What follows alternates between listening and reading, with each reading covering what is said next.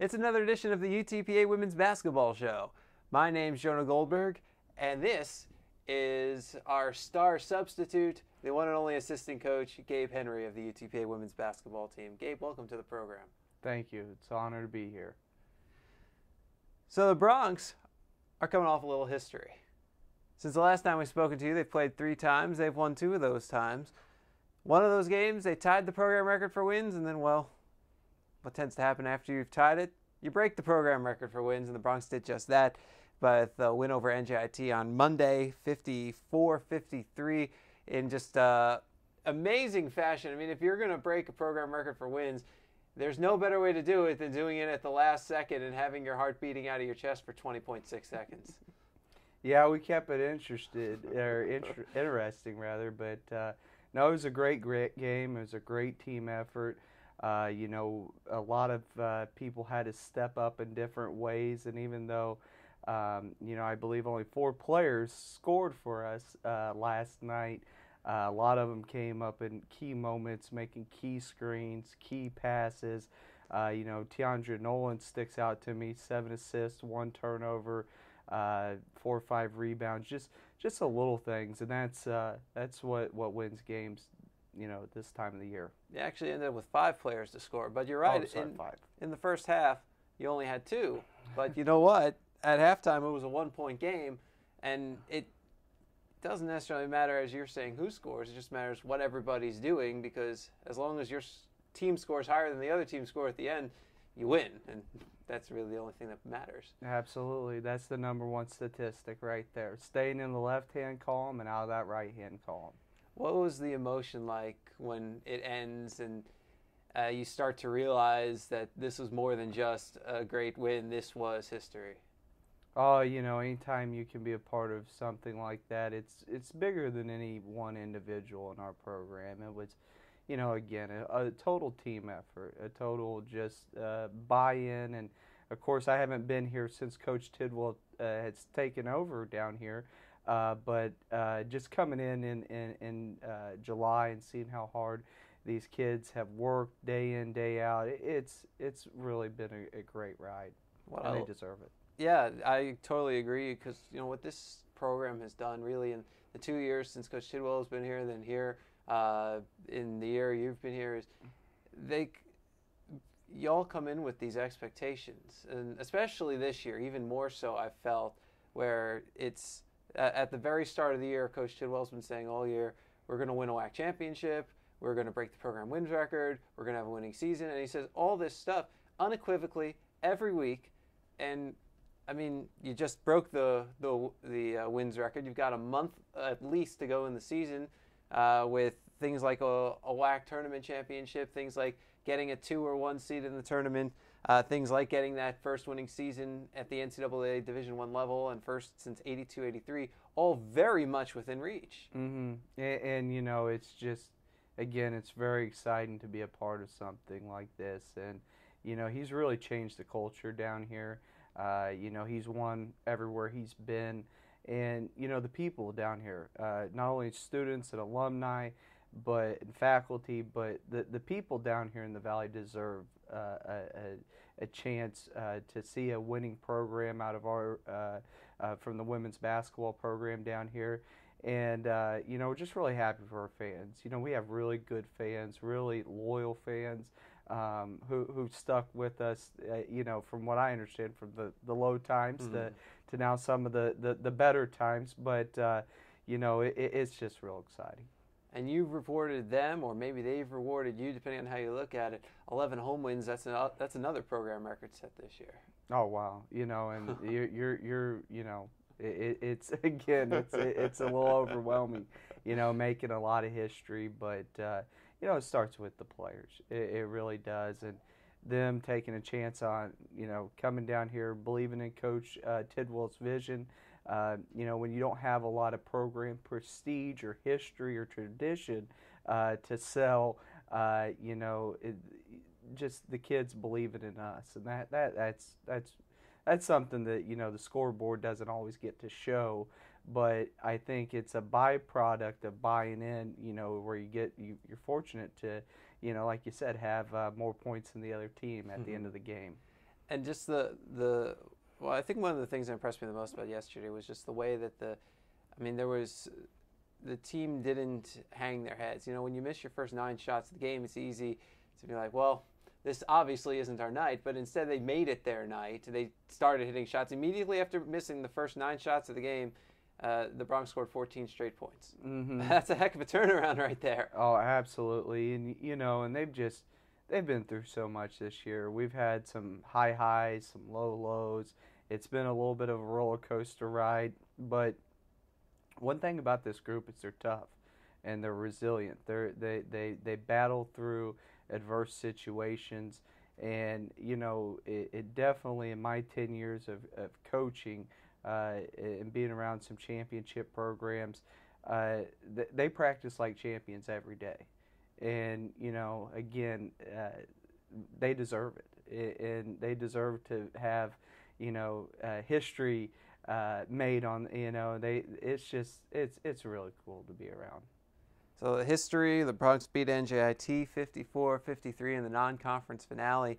It's an interesting game, really, to have on the schedule. You just come off this West Coast swing and no time to rest because you immediately are back on the court for a non-conference game. Yeah, and Coach Tidwell did that, to get us prepared for the WAC tournament, and we did some of that early in the year too, where we're playing a lot of games really quick and not having a lot of time to rest and having to prepare for one opponent, and then the next day or as soon as that buzzer sounds, we're handing out scouting reports for the next opponent. And I think it shows a lot of our character to travel 2,000 miles from Seattle. We took off on Sunday. We didn't get in until around 11, 12 o'clock. Let the kids rest. Came in. We did a shoot around. Did some film yesterday. A little walkthrough, and then we played. And that's a lot like you gotta when you're out in Vegas playing in New Orleans. It's just a quick turnaround, and I think it really, again, it shows the toughness of this group. Oh, and certainly coming off of a pair of really hard-fought games at Bakersfield, at Seattle, 2 of the better teams in the WAC. Bakersfield tied with UTPA in 2nd place right now. Seattle's in 4th place. So battle of a couple of the top teams. Now, Bakersfield jumps out to that 25-point lead early, but we talk about that never say die attitude. Your team battles back to within 9, and 25 is a long way to come back from. It's hard to keep that up for an entire game, but the idea that the team could even come back in this game rather than just, again, like we said earlier, instead of rolling over, playing throughout the game, and really there was about a 20-minute span. I think you outscored them something like 53 to 20-something or 30-something, and turning it around and pulling within 9. And although I know the result at the end isn't what you like, shot 50% in the second half. So obviously there's some positives there against a really good team. Yeah, and there are some things we can take away from that. I think at the end of the day, it can be a good learning experience moving forward, as we play the rest of our conference season here. And you're right, there's just, we're 25 down, but we never hung our heads. We never said, why me? We never started pointing and blaming each other because things weren't going our way. We just kept fighting. We kept crawling. We kept just working. Then Shazay Wright, 6 for 7 from the field. She had 3 3-pointers in the game, I think in a row. Mm-hmm. She followed that up with another 8 against Seattle. Just phenomenal weekend. Yeah. Shazay, a really fun kid to coach. Works extremely hard since she's gotten here. Has did everything that we've wanted her to do and more. She is a great teammate. And really represents, even off the floor, represents everything there is that's right about NCAA athletics and collegiate athletics. Just as a first-class person, took her a little bit with me to get her to come out of her shell, but I really, and there's several of them on the team, but her specifically, we really enjoy coaching her, and her hard work, it shows up, and she hit when we were having trouble scoring at Bakersfield, was hitting big shots, came in there, gathered the group up and said, hey, this is what we got to get done. Really showed a lot of leadership, and and then it kind of carried over against Seattle. I don't believe she scored as much in that game, but just made big plays, made some big ball reversals, made the extra pass that led to the assist. Those little things that don't always show up in the stats, but her execution on both the defensive end and the offensive end just is huge for us. Also big in the Bakersfield game, I mean, Brittany Bush was doing everything she could to keep you in it. Career high 23 points, and follows it up with another 20 against NJIT. She's these last couple of weeks, she's just been on fire. Yeah, and again, another great kid, has been one of the ones who first, when Coach Tidwell got down here, along with Chazé, to sign down here and to believe in that vision that Coach Tidwell expressed to her to get her down here in the Valley. But again, we're just really happy to see that she's playing so well, because when she's playing well, it makes us a better team. It really does. It makes it takes a little bit of that. It's kind of like football. You get that running game going and opens up the pass, and you can kind of see that with Brittany. We get that inside post game going, really opens up the perimeter, the three-point shot, and it makes our life easier. So we just hope she keeps on, and she's worked extremely hard. She's had to battle through numerous injuries, and in this time of year, everybody's not 100%.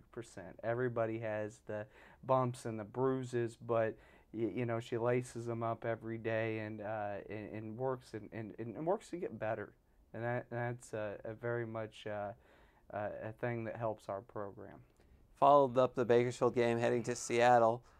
Real big game, especially with Bakersfield being New Mexico State just before your game even started. So to keep pace with Bakersfield and potentially make up some ground on New Mexico State, had to beat Seattle. And you're down 16, but this time you complete the comeback and end up winning by 10.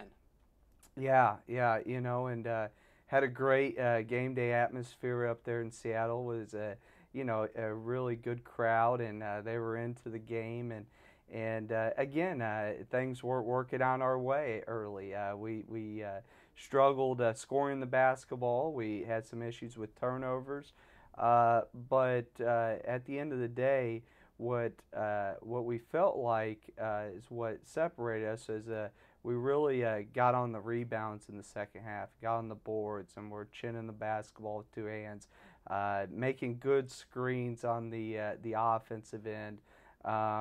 Just doing a lot of the little things. And again, it's stuff that doesn't always show up in stat lines, but it's just making plays so you can win games. And again, it shows what the toughness of this team. There's a lot of toughness. This is and I'm sounding like a broken record here, but a resilient group. It really is.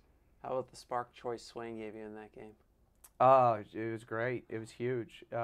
Troy has always had the ability to score the basketball, and she's had to adjust from playing in the high school level to playing in the collegiate level, like all freshmen do, and she's making that adjustment very well. But what's really improved with her is her defense, on the ball, off the ball. She's even rebounding. And her defense kind of generated some offense for us, not only for her to score the ball, but for her teammates as well, and that was huge. I think she had around 10 points that game, made double figures, hit some big threes, and, definitely really excited with her because she just keeps getting better. Well, now this week, you get your final two home games of the regular season at least, and you started off with Grand Canyon, team that, outside of the top three in the conference, they're the only team that's beating you. Mm-hmm. And Coach Trent May and Corey Cole, they're good friends of mine. Oklahoma guys who are now relocated down there in the desert in Phoenix, but they're great coaches, and they're going to have their team prepared. They're very well coached. I think they've let a couple get away that they would like to have back. But we're gonna have to bring our A game, from the tip, because they're going to be prepared. They're going to be ready to go. We'll be well scouted, and at the same time, we'll have them well scouted. And now, in this time of year, it comes down to doing the little things. It comes down to, who's going to get that 50-50 ball? Who's going to come up with that loose ball when you need one? Who's going to, grind in and get a defensive stop? Who's going to, make the correct rotation on the baseline drives? Those little things, blocking out, and just overall having patience in the half court. And, you've been watching us all year. What a lot of times what generates our offense is our defense. And so if we can get our running game going, that's going to be huge for us. And then Utah Valley on Saturday, a team that you've already been once this year. Yeah, and another very well coached team in Utah Valley. They're they're big inside, and again, we're going to have to block out and really work hard for position defensively, and we're going to have to, and offensively inside. And they're a team that they really are really fundamentally sound top to bottom. They don't beat themselves. You got to beat them. And so yeah, two real big games coming up, and two very, very well coached and disciplined teams. So it should be a lot of fun. Bronx play host to Grand Canyon on Thursday at 7 p.m. here at the UTPA Fieldhouse, and then Utah Valley Saturday at 2 p.m. at the UTPA Fieldhouse. If you're in the Valley, we hope to see you out here. Come early on Saturday for the Senior Day celebration, as we'll honor our 5 seniors on the court before the game. If you are not in the vicinity, hey, we'll have those games for you live on the WAC Digital Network, wacsports.com/watch. He's Gabe Henry. He's assistant coach of the UTPA women's basketball team. My name's Jonah Goldberg. We'll see you next week here on UTPABronx.com.